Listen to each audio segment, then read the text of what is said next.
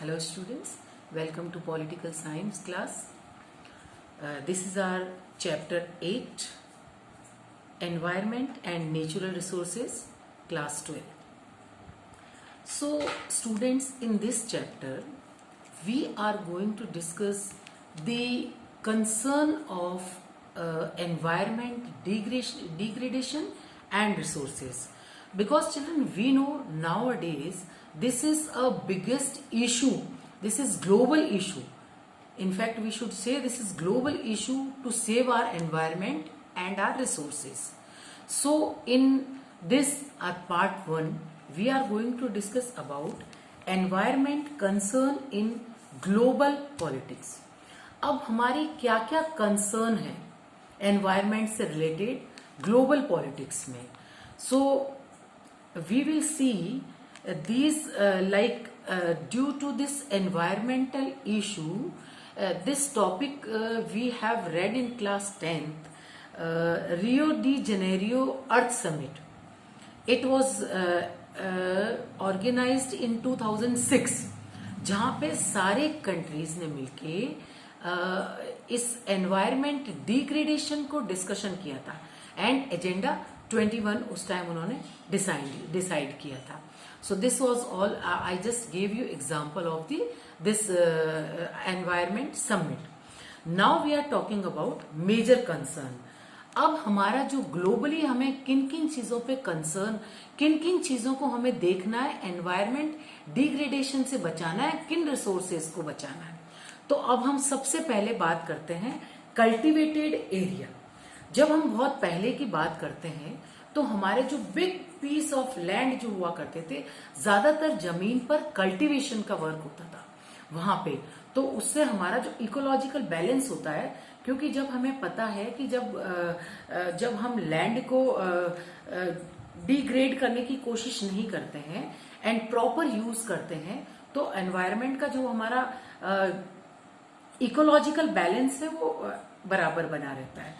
तो यहाँ पे हमको जो हमारा कल्टीवेशन के लिए लैंड था, डे बाय डे वो लैंड कम होती जा रही है, because population is increasing and due to industrialisation new textile and mills are being setup. इसी तरह बहुत सारे घर बनने लगे हैं.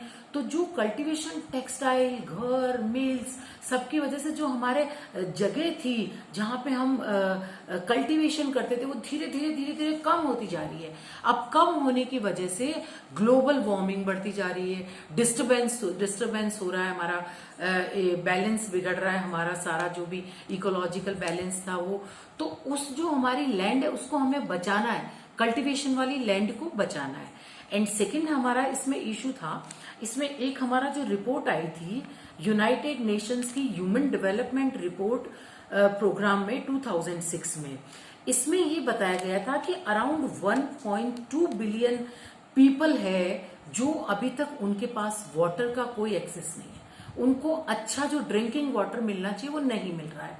इसी तरह हमारे जो 2.6 बिलियन जो लोग हैं उनके पास सैनिटेशन का कोई सिस्टम नहीं है उनके अच्छे से, ताकि वो अपने आप को हाइजीनिक और हेल्दी रख सके. अब हम थर्ड टॉपिक इसमें डिस्कशन करेंगे, नेचुरल फॉरेस्ट.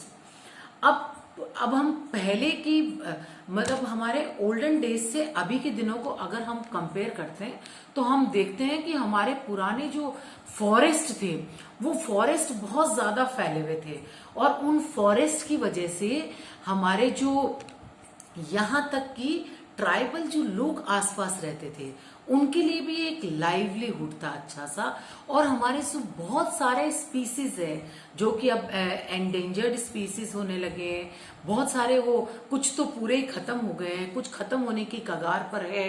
तो वो सब किस लिए हो रहा है? क्योंकि हम अपने जंगलों को खत्म करते जा रहे हैं, पेड़ पौधों को कटिंग करते जा रहे हैं, जिसकी वजह से हमें ऑक्सीजन की भी कमी हो रही है. साथ के साथ हमारा जो रेन है उसके सिस्टम में भी डिस्टरबेंस हो रहा है, रेनफॉल हमें प्रॉपर नहीं मिल पा रहा है. तो इस तरह हमें अपने जो नेचुरल फॉरेस्ट है उनको बचाने का भी हमारा एक बहुत बड़ा ग्लोबल कंसर्न है, इश्यू है. इसी तरह अब हमारा ओजोन डिप्लेशन, हम सबको पता है कि ये हमारा ग्रीन हाउस इफेक्ट है। यहाँ पे जो हमारी ओजोन लेयर है उसमें छेद होने लगा है, मीन्स ड्यू टू इंडस्ट्रियलाइजेशन और इतना ज्यादा ग्लोबल वार्मिंग हो रहा है, उसकी वजह से जो यूवी रेज है सन की वो डायरेक्टली अर्थ पर आने के कगार पर है, जो कि बहुत ज्यादा डेंजरस है for human being and animals and even for plantation. एक हमारा है कोस्टल पॉल्यूशन। कोस्टल एरियाज जो हमारे हैं वहां आसपास में लैंड की एक्टिविटीज की वजह से वो कोस्टल एरियाज पॉल्यूट होते जा रहे हैं, because construction, mining, there are so many land activities. Due to that हमारे जो कोस्टल एरियाज है उन एरियाज में यहाँ तक कि आजकल इतना ज्यादा वहां भी पॉल्यूशन है कि लोगों का रहना भी बहुत मुश्किल हो गया है। तो this was all about for our today's lecture. See you in next lecture.